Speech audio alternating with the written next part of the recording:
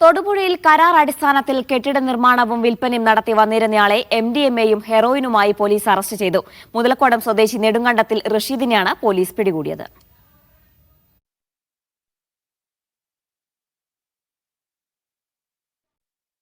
തൊടുപുഴയിലെ Eiffel residency ടവറിൽ നിന്നാണ് റഷീദിനെ പിടികൂടിയത്. ഇയാൾ പ്രദേശത്ത് കുറച്ചുകാലമായി മയക്കുമരുന്ന് വിൽപ്പന നടത്തിവരികയാണ്. അതിസമ്പന്നർക്കിടയിലാണ് റഷീദിന്റെ വിൽപ്പന എന്നാണ് പോലീസിന്റെ നിഗമനം. രഹസ്യവിവരത്തിന്റെ അടിസ്ഥാനത്തിൽ പോലീസ് നടത്തിയ പരിശോധനയിലാണ് ലഹരി വസ്തുക്കളുമായി ഇയാളെ പിടികൂടുന്നത്. 5 ഗ്രാം MDMA-യും ഹെറോയിനുമാണ് ഇയാളുടെ പക്കലുണ്ടായിരുന്നത്. പോലീസ് കുറച്ചു കാലങ്ങളായി ഇദ്ദേഹത്തിന്റെ പുറകെ ഉണ്ടായിരുന്നു. അദ്ദേഹത്തിന് വിൽപ്പനയുണ്ടോ, ആർക്കൊക്കെയാണ് എന്നുള്ള അന്വേഷണങ്ങൾ നടന്നു വരികയാണ്. അദ്ദേഹത്തിന്റെ ഫോണുകൾ പരിശോധിക്കുന്നുണ്ട്. അദ്ദേഹം ഒരു കോൺട്രാക്ടറാണ്, ഒരു ബിൽഡിംഗ് കോൺട്രാക്ടറാണ്. അതനുസരിച്ചുള്ള കോൺട്രാക്ട്സ് ഉള്ള ആളാണ്.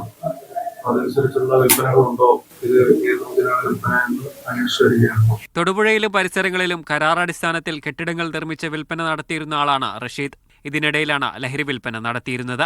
റഷീദിന്റെ ഇടപാടുകളെക്കുറിച്ച് വിശദമായ അന്വേഷണം നടത്തണമെന്നാണ് പോലീസ് പറയുന്നത്. മീഡിയ 1 ഇടുക്കി.